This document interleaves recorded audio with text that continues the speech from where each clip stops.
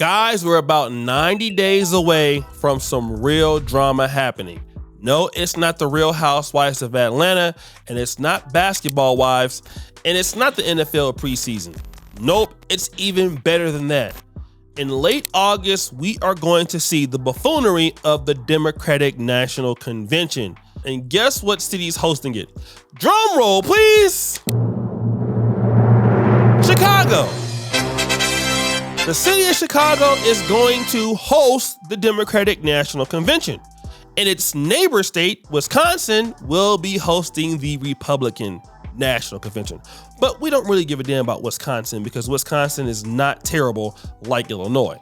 No offense to anybody living in Illinois, I love you like a play cousin, but we're talking about the city of Chicago. But there seems to be a problem.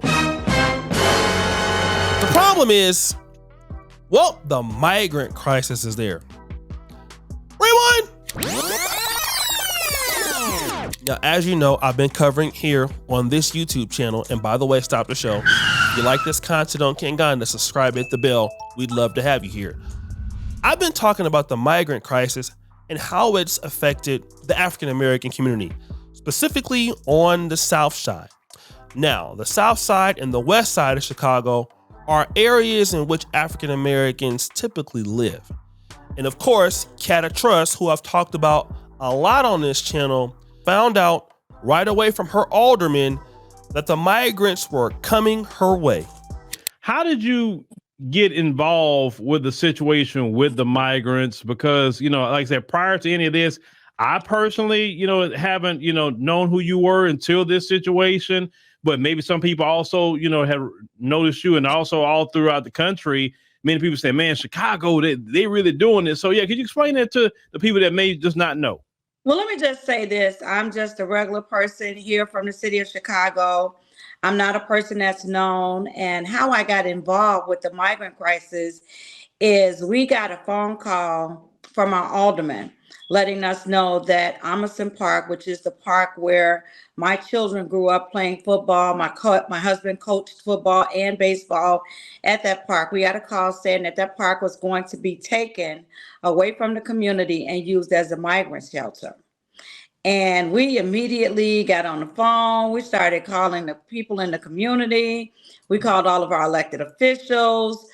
We called past and former players, coaches, parents. And we, we're like, hey, listen, they're trying to take our park away. We're going to have to rally and pull ourselves together and try to see if we can prevent this from happening. The aldermen didn't know about it. They were coming. They had no choice in the matter. And this has happened in a lot of parts of Chicago, especially in even Latino neighborhoods like Pilsen.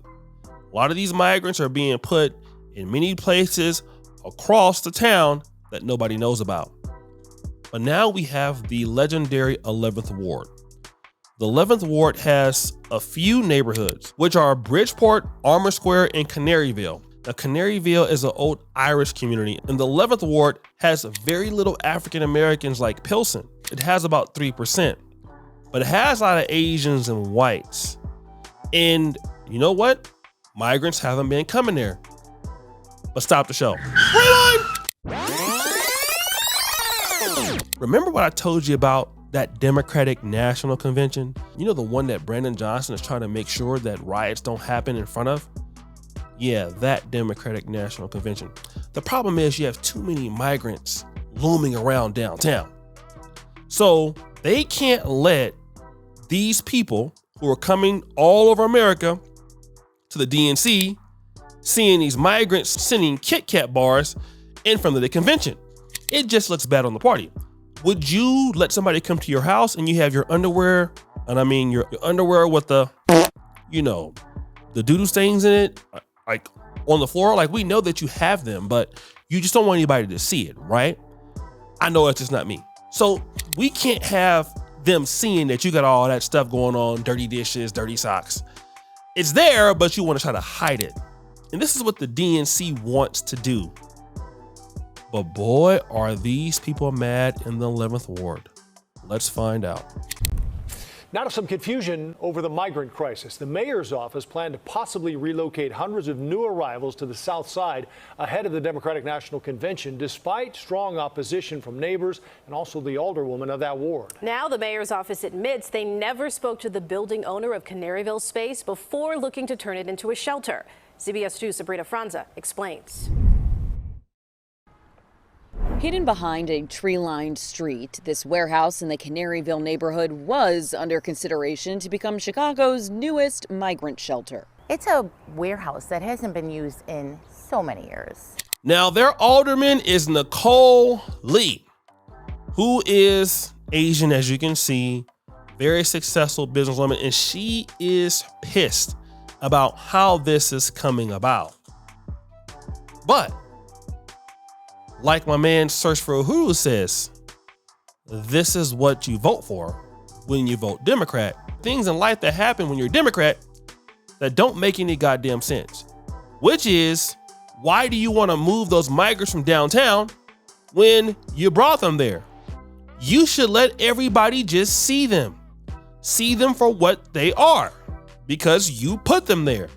But no, let's put them into the 11th ward, where these people live at, and, add more possible crime to their neighborhoods because you don't want people to see what you have done to Chicago.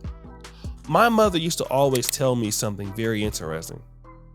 What is done in the dark will come to the light. Just look at all the videos on YouTube.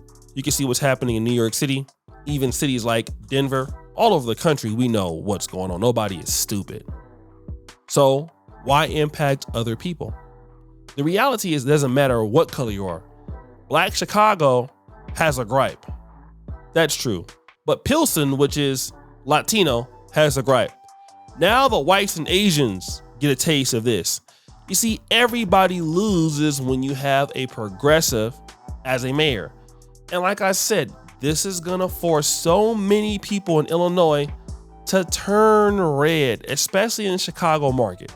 I can really see Chicago becoming Republican because what did they have to lose? And I hate to say that, I hate to sound like that, and that does sound corny and it does sound cheesy, but it can't get any worse. Lori Lightfoot was a terrible mayor. Brandon Johnson is even worse than Lori Lightfoot. What else are you gonna do? Like in certain cities, like I talked about in Illinois, like in Dalton, they can't even pay, listen to this, for police cars. You might have a city that can't even have police cars because the police cars might be repossessed. This might be an opportunity to change your ways now. But hey, the Democrats are gonna lose anyway in 2024, so. Guys, what do you think? It's your boy, Shooty Jackson, back at it again with another episode here in Kingana. I'm out.